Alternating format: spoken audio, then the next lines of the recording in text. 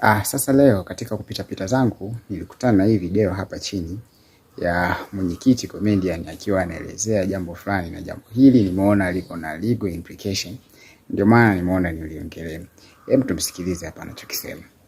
Umemkamata mtuhumiwa na dumu la gongo. Mtuhumiwa anakuambia tunaweza tukayamaliza hapa tu, tusifikishane huko mbali. Kwa kuwa wewe ni mwadilifu na unaipenda kazi yako, unamwambia sitaki maelezo, unataka kunipa rushwa, twende ukaitoe hiyo rushwa mahakamani. Unafika mahakamani, mtuhumiwa anasomewa kesi yake pale, umekamatwa na dumu la lita 20 ya gongo. Mtuhumiwa anaambiwa jitetee, unasikia anakuambia kweli amenikamata na gongo, lakini sio dumu la lita 20, halinikamata na mapipa mawili ya gongo.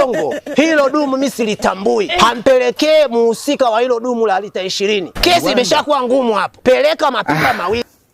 Sasa baada tu ya mkuu wa mwenyekiti amefunga kikao, na mimi nafungua kikao na yeye. Sasa naomba nielekeze hili jambo kwa faida ya watu wote, umeona, na kwa kubezi kwenye maneno ambayo alikuwa anaongea mwenyekiti katika video hii, akiwa anasema kwamba umpeleka mahakamani na dumu 2 za gongo, alafu ukafika pale mahakamani ukasema zilikuwepo zaidi, hazikuwepo 2 tu peke yake. Sasa katika mahakama yoyote hapa Tanzania, jambo la kwanza unatakiwa kujua kwamba kila mahakama ni mahakama timamu, ni competent court.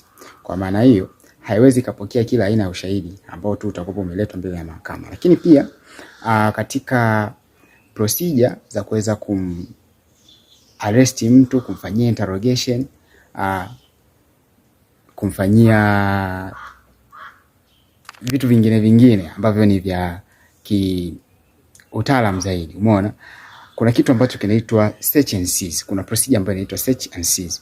Sasa kwenye procedure search and seize, yani pale tu baada ya kuwa umemwarrest mtu au umemfanyia interrogation, procedure ambayo inakuwa inafuata ni search and seize. Sasa kwenye search and seize hapa inaweza ikatokea kwamba mtuhumiwa, nichukulia sasa mfano ambao ameutoa kwamba mtuhumiwa alikuwa ana madumu ya gongo, umeona. Sasa nichukulie sasa kabla ya kushikwa na madumu ya gongo, alikuwa anatuhumiwa kwa kuwepo nayo, umeona.